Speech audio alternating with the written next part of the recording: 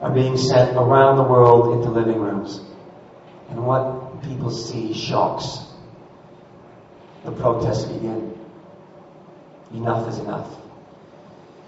It's time to fight the war at home for peace and for freedom, for sense, for justice. Night after night, we see the innocent people of Vietnam being bombed and sprayed with chemicals. Acts of atrocities beyond belief. Soldiers driven to man's inhumanity to man.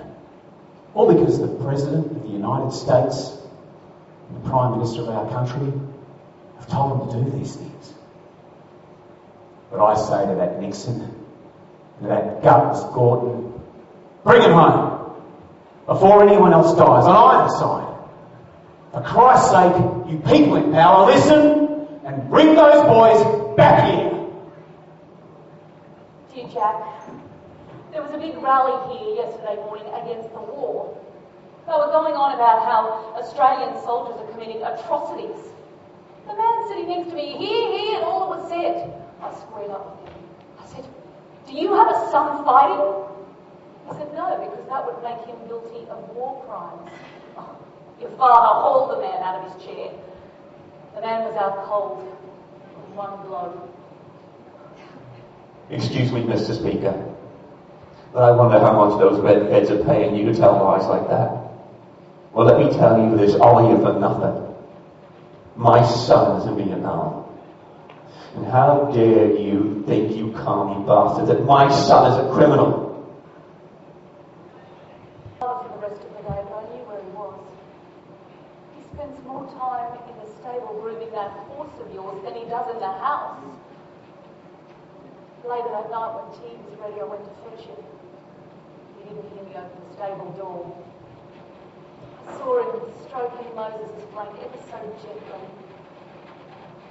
Son, I never thought I'd ever see what I did that day. I've never seen your father pray.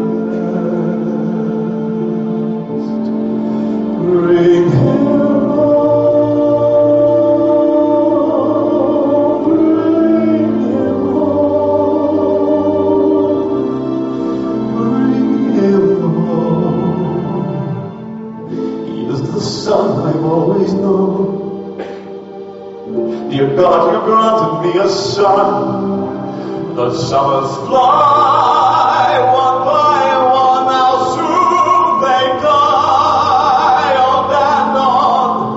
And I am all will be gone. Bring him peace, bring him joy. Is young, he is only a boy. You can take,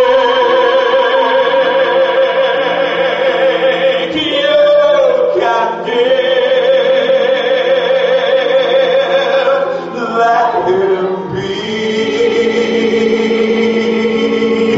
let him live.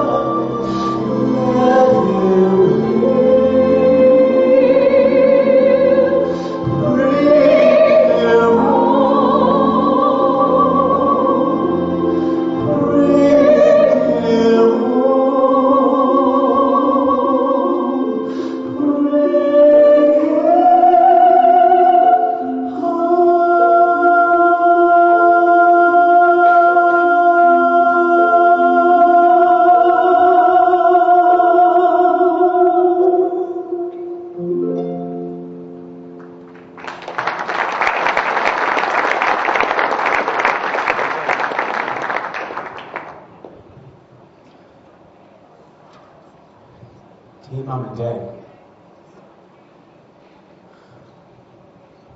by now you'll have heard the news. I've written to Mr. and Mrs. Duncan, but I could give them very little detail. 3 Iroquois went out that day, but only 2 came back. The authorities don't know where the chopper went down, but I value Billy's friendship more than my life. He was soon to be a father.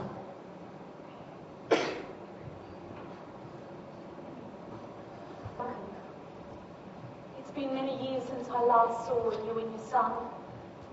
However, I wish to let you know that you must have a fine boy. Jack's letter brought much comfort to me and my husband. It's too late now for us to hope for our Billy's return. But I pray to God that your Jack will come home safe to you. He tells me that I have a grandson. Oh, but it would be a false hope to think that I might ever see him. It's been a long time since we were young and said goodbye to our husbands in 1939 to fight the war.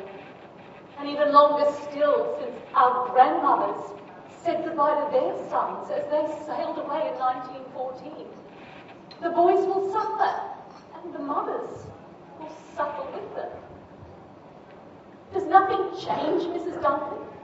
When it comes to each one's turn, when will we ever learn? When will we ever learn?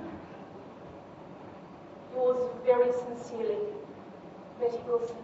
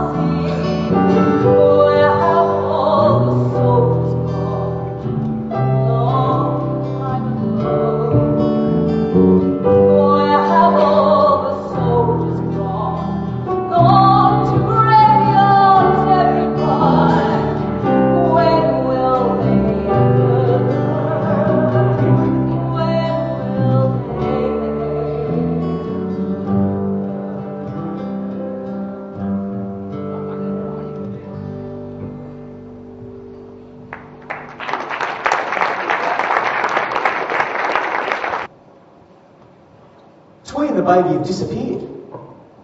I've looked for them everywhere. They've just bloody vanished. I felt I must look after them, but I can't now. This is all such a mess. It's such a bloody mess in this world gone mad. The authorities, they say we're on the eve of victory. They lie. I'd like to tell that high and mighty Lyndon Johnson to come here and see for himself. The Eastern world, it is exploding. bullets loaded, old enough to kill, but not for voting. You don't believe in war, but what's that gun you're toting? Ain't even the Jordan River has bodies holding. Leave me over and over and over again, my friend. I don't believe on the eve of destruction.